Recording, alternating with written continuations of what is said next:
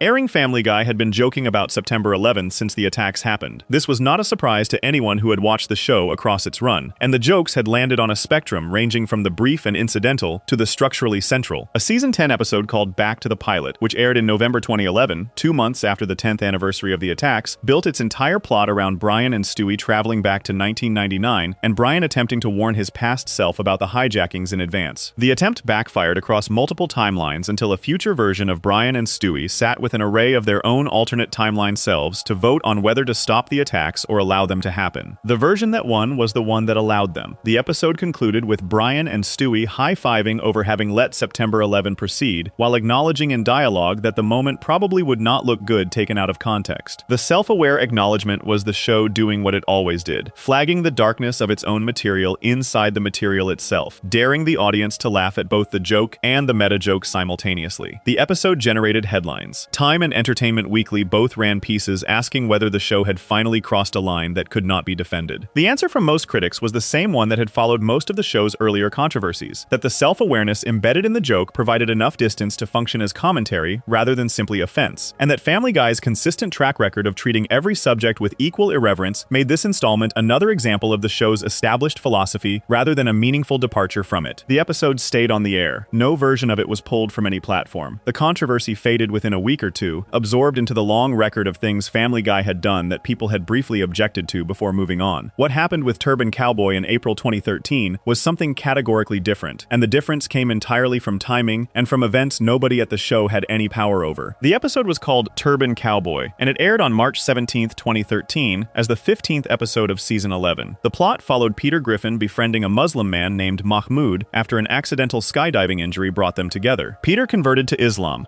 adopting the practices of his new faith with the specific kind of total commitment and zero understanding that the show always gave to Peter's enthusiasms. Quagmire and Joe grew suspicious of Mahmoud, a suspicion that was eventually confirmed when Mahmoud's connections to terrorism became clear. The episode had been criticized on its own terms as Islamophobic in its treatment of its Muslim character, presenting a Muslim man befriended by a naive white protagonist who later turned out to be exactly the terrorist the paranoid white neighbors had assumed he was from the beginning. The show's defenses in similar situations had always relied on the equal opportunity argument, the claim that the episode was mocking Peter's gullibility and Joe and Quagmire's paranoia, paranoia rather than endorsing the assumption that Muslim men should be treated as suspects. How effectively that defense worked for Turban Cowboy's actual content was disputed from the moment it aired. Two specific scenes in the episode became relevant in ways the writers could not have anticipated. One was a cutaway gag in which Peter described how he had won the Boston Marathon. The answer, shown in flashback, involved Peter simply getting into his car and driving it through the race, mowing down the other runners. Bob Costas, voicing himself as an interviewer, asked Peter directly how he had managed to win, and Peter's cheerful explanation of the car drove the joke. The scene was completely disconnected from the episode's main plot. It had nothing to do with Mahmoud, with Islam, with terrorism, or with any of the episode's central themes. It was a cutaway gag in the mode of hundreds of similar cutaways across the show's history. A self-contained, absurdist moment inserted into the episode with no relationship to what surrounded it. The second relevant scene came later in the episode and involved its main plot. Peter had accidentally obtained a terrorist's mobile phone, and when he attempted to use it, the call triggered a series of explosions that destroyed the Quahog Bridge. This was not a cutaway. It was the culmination of the episode's actual storyline, the moment where Peter's obliviousness brought him into accidental contact with the terrorist network the episode had been building toward, with predictably chaotic results. On April 15, 2013, 4 weeks after Turban Cowboy aired, 2 homemade pressure cooker bombs were detonated near the finish line of the Boston Marathon. 3 people were killed and more than 260 were injured, including 17 who lost limbs. The bombings represented a deliberate attack on a public event that Massachusetts residents had run and attended for generations, and the news coverage that followed was intensive and immediate. Within hours of the bombing, someone on the internet had found the Turban Cowboy episode, extracted the marathon driving scene and the bridge explosion scene, edited them together into a continuous sequence, and posted the result to YouTube, with a title suggesting the Family Guy episode had predicted or even inspired the attack. The edited clip removed every piece of context that distinguished the two scenes as separate moments from unrelated parts of the episode. In the edited version, Peter won the marathon using a device connected to explosions, presented continuously, without the gap between the events or the completely different circumstances in the original episode that separated them. Someone watching the edited clip without having seen the actual episode would have had no reason to understand that what they were seeing was not a real piece of the show. The clip spread rapidly, amplified considerably by conspiracy theorist Alex Jones, who posted it through his InfoWars platform and treated it as legitimate content, suggesting a connection between Family Guy's dark humor and the real-world attack. Jones described the episode as McFarlane creating a cartoon that made fun of terrorist bombings and depicted mutilated marathon runners, framing the unedited episode and the edited hoax clip as essentially the same thing. His amplification pushed the clip to audiences well beyond those who would have encountered it through ordinary social media sharing, and the combination of an immediately available video and a high-profile conspiracy theorist promoting it produced exactly the kind of rapid spread that social media enables most efficiently for emotionally charged content tied to recent tragedy. McFarlane responded on Twitter within a day of the clip gaining traction. His statement called the edited clip abhorrent and described the Boston bombings as a crime and a tragedy, expressing sympathy for the victims. The language was unambiguous and the position was completely clear. The clip was a fabrication. The connection it implied between the show and the attack was false. The two scenes had been torn from different contexts and edited together specifically to create the appearance of something that did not exist in the actual episode. McFarlane was a native of New England, and the specific horror of the attack at an event associated with his region made the conspiracy framing particularly personal, alongside the factual problem with what was being circulated. Fox moved within a day of McFarlane's statement. The network pulled Turban Cowboy from its own website and from Hulu, removing the episode from every platform where it had been available since its March broadcast. A Fox spokesperson confirmed the removal and told the Associated Press that the network had no immediate plans to air the episode again. YouTube worked to remove uploads of the edited clip from its service, flagging related content as potentially offensive or inappropriate. The response from the network and from YouTube was unusually fast and comprehensive compared to how online content issues around the show had typically been handled, which was a reflection of how different this situation was from the show's ordinary controversies. The key distinction was that the show had done nothing wrong in the ordinary sense the phrase implies when applied to Family Guy controversies. Every previous controversy in the show's history, whatever its nature, had originated from content the show had actually produced. The Quagmire jokes were real jokes the writers had written. The AIDS song was real content the show had aired. Screams of Silence was an episode the production team had made and broadcast. Turban Cowboy's problem in April 2013 was not created by anything the show had done. It was created by someone outside the show editing the show's content into something the show had not made, then distributing it during a period of acute national grief, in a digital environment capable of spreading manipulated content faster than corrections could follow it. The situation placed McFarlane and Fox in a position that had no real precedent in the show's history. The response to the edited clip required the show's creator to publicly defend content he had not made, while simultaneously acknowledging that the actual content of the episode, even in its genuine form, was material material that a reasonable person might find offensive given the circumstances. One commenter in the media coverage noted that McFarlane's own statement acknowledged the show's real marathon scene was not exactly appropriate content even without the dishonest editing, noting that the show's defense of the episode hinged entirely on context that the clip had removed. That context was the difference between a cutaway gag operating within the show's established comedic framework and a clip that appeared to depict mass murder at a real event where mass murder had just occurred. The Turban Cowboy episode was eventually restored to streaming platforms and has been available since. The immediate removal lasted a period of weeks rather than becoming permanent, and the episode today sits in the show's catalog alongside every other installment of the series without any special marking or context. The Islamophobia criticisms it received for its treatment of its Muslim characters have remained attached to it in critical discussions, though those criticisms never produced the kind of action the Boston Marathon situation produced within days. What the Turban Cowboy situation revealed about dark comedy in the social media era was something that the show's earlier controversies had not fully illustrated. A piece of content that operates safely within its original context, where the audience understands the show's format, register, and established relationship to dark material, can be extracted from that context and placed into a completely different one, with nothing more than a video editing program and an internet connection. The show's defenses had always relied on the surrounding context, providing enough information for the audience to understand what kind of thing they were watching. The marathon driving gag was a cutaway in Family Guy, which meant it was surrounded by the show's visual style, its character voices, its established tone, and the viewer's understanding of the show's relationship to absurdist dark humor. Separated from all of that and placed next to a bridge explosion scene within a day of a real bombing at a real marathon, none of those defenses traveled with it. Seth MacFarlane had spent more than a decade building a creative philosophy around the idea that darkness could be made safe through comedy, through format, through the shared understanding between the show and its audience about what kind of thing Family Guy was. The Turban Cowboy situation tested that philosophy against a circumstance the philosophy was not equipped to handle, and the result was the only time in the show's history that an episode was pulled from all of its platforms simultaneously, not because of anything the show had done with its dark humor, but because someone outside the show had done something with it first. Before we move on, if you're enjoying this analysis, please consider subscribing. It helps the channel tremendously. The banned episodes sitting permanently in the show's history represent a different kind of limit entirely, one where the content never left the writer's room in the right direction at all, because the network decided before anyone saw it that some subjects were simply too combustible to put on American television. Section 8. The banned episodes. What Fox decided America couldn't handle. Every controversy that had followed Family Guy across its first decade of broadcasting shared a common characteristic. The content made it to air. The show had been pulled from reruns, had episodes removed from streaming platforms under specific circumstances, had drawn protests, lawsuits, and formal complaints from organizations devoted to monitoring television content. None of those outcomes involved Fox making the decision, before an episode reached the audience, that the episode should never reach the audience at all. The network had created a show specifically designed to push every button available on the cultural console, funded the writer's room that generated the material, approved the production, and then generally broadcast what came out the other side. 2 episodes in the show's long run broke that pattern. Across more than 400 episodes and more than 20 years of production, only 2 were determined by the people with the power to make that determination to be too combustible for an American television audience to encounter in primetime. The difference between those 2 episodes, in terms of what triggered the decision and how each situation resolved, says something specific about what kinds of darkness American broadcast television had agreed to carry and what it had not. The first was When You Wish Upon a Weinstein, a Season 3 episode written by Ricky Blitt and directed by Dan Povenmire. It had been produced during the run of the show's second season, which means it existed as a finished piece of work as early as 2000, fully animated, fully voiced, complete, and ready to air. Fox held it. The concern at the network level was that the episode's central premise would be received as straightforwardly anti-Semitic rather than as the satire of anti-Semitic thinking that the writers intended it to be. The plot followed Peter Griffin losing the family's money in a volcano insurance scam, concluding that his financial incompetence could be solved by finding a Jewish person to help him manage it, and pursuing that solution with the specific combination of total confidence and total ignorance that had defined Peter since the beginning of the show. A man named Max Weinstein, voiced by Ben Stein, appeared to fill the role, and the episode worked toward a resolution that pointed explicitly at the error in Peter's original thinking. The song Peter sang while wishing for his Jewish financial savior was a parody of When You Wish Upon a Star, the Jiminy Cricket standard from Disney's 1940 Pinocchio. The parody version was titled I Need a Jew, and its lyrics updated the structure and melody of the original into a vehicle for Peter's specific and ignorant wish, including lines that invoked religious stereotypes and that referenced, in the blunt comedic shorthand Family Guy applied to every sensitive subject, the theological history between Christianity and Judaism. The writer of the episode, Ricky Blitt, was Jewish himself. MacFarlane has noted in commentary materials that roughly 70% of the show's writers were Jewish at the time the episode was produced, and that he had shown the script to to 2 rabbis before production, both of whom approved the episode on the grounds that Peter learns the right lesson by the end. These details mattered to the creative team as evidence that the episode was operating as intended, as satire of the prejudice rather than expression of it. They did not matter enough to Fox to overcome the network's concern about how the episode's premise might be received independently of its conclusion. The episode sat unreleased for 3 years. During that time, the show was canceled, spent its years in rerun exile on Adult Swim, and generated the DVD sales and ratings numbers that eventually convinced Fox to bring it back for a 4th season. When Family Guy returned to production, When You Wish Upon a Weinstein was already a finished artifact from years earlier, waiting for someone to decide what to do with it. Adult Swim aired it in November 2003, which functioned as a test of whether the concern Fox had carried for 3 years would manifest in the actual audience response. It largely did not. Lisa Keys, writing for The Forward, described the episode as not necessarily demeaning to Jewish people, while also finding it too flat to be genuinely funny. That assessment, a shrug rather than an objection, reflected a critical consensus that largely found the episode's ambitions smaller and safer than the 3-year delay had suggested. Fox aired it in 2004, and the controversy that had kept it off the air for 4 years turned out to be considerably less explosive than anticipated. The episode then generated a second controversy that had nothing to do with its content. In October 2007, the Bourne Company, which owned the publishing rights to When You Wish Upon a Star, filed a lawsuit against Fox, Cartoon Network, Seth MacFarlane, composer Walter Murphy, and various Fox divisions, claiming copyright infringement over the I Need a Jew parody song. The lawsuit sought unspecified damages and asked the court to halt the episode's distribution, arguing that associating the beloved original song with the offensive nature of the parody lyrics had caused measurable harm to the value of the original. This represented a legal theory about parody copyright that had been contested in American courts multiple times, most notably in a Supreme Court case involving 2 Live Crew's parody of Roy Orbison's Oh Pretty Woman, where the court had ultimately recognized that parody requires invoking the original work to be understood as parody at all. U.S. District Judge Deborah Batts applied similar reasoning in March 2009, ruling that the lyrics of I Need a Jew and When You Wish Upon a Star were strikingly different in content and tone, that the parody was exempt from liability under the Fair Use Doctrine, and that the original song's established association with wholesome and magical imagery was precisely what made it available as the target of a parody seeking to take the wind out of those very associations. Fox and Family Guy won the lawsuit, and When You Wish Upon a Weinstein resumed its place in the show's catalog without further legal interference. Partial Terms of Endearment was a different story in almost every way that mattered, beginning with the fact that Fox announced the episode would not air before most of the viewing public had any idea the episode existed. The announcement came at San Diego Comic-Con in 2009, during a panel for the show held before the 8th season had even begun broadcasting. The production team told the assembled audience that an episode they had produced as part of Season 8 would not be airing in the United States. The subject of the episode was abortion. The episode was called Partial Terms of Endearment, a title that communicated both the seriousness and the irreverence with which the subject was being approached, combining the warmth of the phrase terms of endearment with the clinical vocabulary of pregnancy termination. The plot followed Lois agreeing to become a surrogate mother for an old college friend named Naomi and her husband Dale. When both Naomi and Dale were killed in a car accident, Lois found herself holding a pregnancy that belonged to a couple who no longer existed, with a decision to make that the episode refused to resolve easily or comfortably. MacFarlane described the genesis of the episode in an interview with the New York Times, noting that the pitch had emerged from the writer's room and that he had assigned veteran writer Danny Smith to develop it. The approach MacFarlane outlined involved directing Smith to draw on Carl Sagan's essay in Billions and Billions as a reference point for finding areas where the most firmly opposed positions in the abortion debate might be examined through the show's satirical lens. MacFarlane also described the arrangement with Fox that made the episode possible in the first place. The network had told him in what he described as open-minded, characteristic Fox fashion that he could make the episode, reserving the right not to air it. This was not a censorship arrangement imposed on the show after delivery, but a negotiated creative understanding from the beginning of production, a contract between network and creator that acknowledged the subject matter was genuinely uncertain enough that the decision to broadcast would be made only after the finished product existed. Peter's role in the episode worked in the show's established mode, following his usual pattern of total wrongness delivered with total confidence. He was initially enthusiastic about Lois becoming a surrogate, then became swept up in the anti-abortion activism of protesters he encountered, then changed his mind again, then changed it back, cycling through positions with the specific absence of reasoning or consistency that defined his engagement with any topic more complex than sports or beer. Lois moved through the episode as the character carrying the actual weight of the decision, consulting her own values, her grief for the couple who had died, her feelings about the pregnancy, and reaching a conclusion through a process the episode presented as genuinely difficult, rather than as a simple illustration of a predetermined political point. The episode ended with Lois choosing to have an abortion. This outcome, combined with the subject matter, was enough for Fox. MacFarlane's comment to the New York Times about the episode's fate was one of the more more revealing things he said about the show's relationship with its network across the entire run. He observed that if the episode had been a medical drama, it probably would have aired. The format of Family Guy, the same animated comedy format that had allowed the show to treat every other dark subject with the cartoon distance that made it survivable for a broadcast network, had worked against the episode rather than for it in this specific case. A live-action medical drama with a serious storyline about abortion would have been received as a dramatic engagement with a serious topic. Family Guy, treating the same subject, produced a show that was neither serious enough to receive the same protection as serious drama, nor light enough to pass through on the strength of its comedy. The format that had always provided the show's primary defense against the consequences of its dark content had trapped the episode in a middle space where neither of the usual justifications applied. The BBC aired partial Terms of Endearment on BBC Three in the United Kingdom on June 20, 2010, placing it in a primetime slot at 10:30 in the evening and drawing around 0.83 million viewers for the broadcast. The critical response in the UK was largely positive, with reviewers describing the episode as a genuinely thoughtful comedic treatment of a subject American television had largely avoided, handled with more balance and less predictability than the subject's inherent controversy might have suggested. These reviews filtered back to American audiences who had no access to the episode except through the DVD release, which Fox issued on September 28, 2010. The episode has never aired in the United States, is not available on Hulu, was left off Disney Plus's international streaming library even in regions where it had previously aired, and remains accessible only through physical media more than 15 years after production. Adult Swim, the cable block that had aired When You Wish Upon a Weinstein after Fox initially refused it, declined to air partial Terms of Endearment as well. This refusal from a second network was itself notable, because Adult Swim's identity had been built largely around content that broadcast television would not carry. The block had become Family Guy's savior during the cancellation years, specifically because it was willing to program content at a maturity level that broadcast standards did not permit. Declining the abortion episode suggested the subject was one that crossed a line not simply for broadcast television, but for cable's adult-oriented late night as well, a position that had no real precedent in the show's relationship with Adult Swim up to that point. The two banned episodes together map the outer boundaries of what American television could carry under the Family Guy brand during the period they were produced. An episode using anti-Semitic stereotypes as the target of satire was holdable for 4 years before eventually becoming something most viewers received as less dangerous than expected. An episode engaging seriously and comedically with abortion was holdable permanently, or at least indefinitely, without any equivalent journey from fear to broadcast. The difference was not about how offensive the material was in absolute terms. Partial Terms of Endearment was received by the critics who saw it as one of the show's more restrained and thoughtful episodes, less gratuitously provocative than dozens of segments that had aired without network hesitation. The difference was about the specific subject matter and the specific political landscape around it. The recognition that abortion was a topic where the expected audience reaction was not manageable through the usual combination of broadcast context and the show's established relationship with dark humor. What these two episodes reveal together is that the show's equal opportunity philosophy always had a ceiling it never quite acknowledged publicly. The writer's room could produce material about almost anything and expect it to reach the audience. The two exceptions were a subject tied to one of the most politically charged divisions in American public life, and a subject tied to religious identity, handled in a way that temporarily produced enough concern about perception to hold back 4 years of broadcasting. Every other dark joke the show made across its long run was a darkness the network was willing to carry. The banned episodes mark the places where the network decided the darkness landed somewhere the show's format and reputation could not protect it. Before we move on, if you're enjoying this analysis, please consider subscribing. It helps the channel tremendously. The banned episodes defined the ceiling of what American television would carry from Family Guy's writer's room. The question that shadows the show's entire dark comedy legacy is what the creator himself thinks he built, now that decades have passed and the jokes that once felt like freedom have started looking, at least to him, like something more complicated than that. Section 9. The Creator's Reckoning. What Seth MacFarlane has said about what he built. When Seth MacFarlane sat down with CBS Sunday Morning to discuss Family Guy's legacy, he said something that most television creators, even those behind controversial programs, would have difficulty saying out loud. He described the question of what the show had done across its long run as the conversation that tortures him at night. He explained that when he was 25 years old and starting the show, his operating principle was a kind of total permissiveness, a belief that if something was funny, that was all the justification it needed. Getting older had not erased that philosophy entirely, but it had introduced something alongside it that had not been there at the beginning. He looked back at episodes and recognized, he said, that some of what had been produced was a little more complicated than his younger self had understood it to be. He went further in the same interview, summarizing the shift in his thinking by saying directly that comedy and jokes do have an impact. That acknowledgement is worth sitting with for a moment before looking at everything that surrounds it. A creator who had spent more than 2 decades defending the show's right to joke about anything, who had built his public identity around the equal opportunity offender philosophy, was now saying publicly that the defense had gaps gaps in it. Not that the defense was wrong from the beginning, not that the show should not have been made, but that the thing the defense had always asserted, that comedy was consequence-free by virtue of being comedy, was something he was no longer sure he believed as completely as he once had. That admission, made by the person most responsible for what the show had done, provides a different kind of lens through which to look at every dark joke covered across this video. MacFarlane did not arrive at this position suddenly or in a single interview. The shift happened gradually and visibly across several years of public statements, each one slightly more qualified than the one before it, each one representing a small movement away from the uncomplicated confidence of the show's early years. By the time he spoke to CBS Sunday Morning, he had already been watching the cultural landscape around the show change in ways that made the earlier positions harder to maintain without modification. The Me Too movement had complicated Quagmire. The racial reckoning of 2020 had complicated Cleveland. The years had complicated everything, and the complication was documented in real time in the interviews and public statements MacFarlane gave across the show's later seasons. The clearest early test of the equal opportunity philosophy outside the show's own format came in February 2013, when MacFarlane hosted the Academy Awards. The Oscars broadcast put him in front of one of the largest television audiences in the world on one of the most formally prestigious nights in American entertainment, and he brought the same creative instincts from the Family Guy writers' room to a context with entirely different stakes and entirely different expectations. Among the opening numbers he performed was a song called We Saw Your Boobs, which named specific actresses in the audience and referenced scenes in their films where they had appeared topless. MacFarlane later described the song as satire, explaining in interviews that it was designed as part of an alternate universe version of the Oscars where everything was done incorrectly, and that the satirical framing had been overlooked by critics who chose to respond to the surface content rather than the meta joke built around it. The response disagreed with that framing comprehensively. Actresses including Jamie Lee Curtis, Jane Fonda, and Gina Davis spoke critically about the song in the days that followed. California lawmakers wrote a formal letter to the Academy condemning the performance. Critics pointed out a specific detail that the satire framing did not address. Several of the scenes referenced in the song were not consensual nudity, but scenes depicting sexual assault, making the song's cheerful delivery not simply a joke about body parts, but a joke that placed assault and consensual nudity in the same comedic category without distinguishing between them. MacFarlane pushed back against the criticism, describing it as comedy and satire being treated with more outrage than actual sexism, racism, or homophobia, which he called nonsensical. The argument was a direct application of the equal opportunity philosophy to his Oscars performance. The joke was pointed at the absurdity of objectification, not at the women themselves, and treating the joke as evidence of sexism rather than as a commentary on sexism represented a failure of critical reading. What the Oscars controversy revealed, years before the CBS Sunday Morning admission, was the specific way the equal opportunity philosophy interacted with contexts outside the animated comedy format that had originally contained it. On Family Guy, the show's established relationship with its audience provided a consistent interpretive frame, a shared understanding that everything within the show's world was aimed at something rather than simply aimed. MacFarlane's Oscars performance removed that frame, placed the same kind of material in a live broadcast watched by people who had never seen Family Guy, and carried no context for understanding what he considered the satirical intent behind it. The result was a version of the Turban Cowboy problem in a different register, content that depended on its frame for its meaning, delivered to an audience that did not share the frame. By the time of the We Saw Your Boobs controversy, Family Guy had been on the air for 14 years, and the tension between MacFarlane's personal public profile and the content his show produced had been accumulating for most of that time. MacFarlane was, by his own description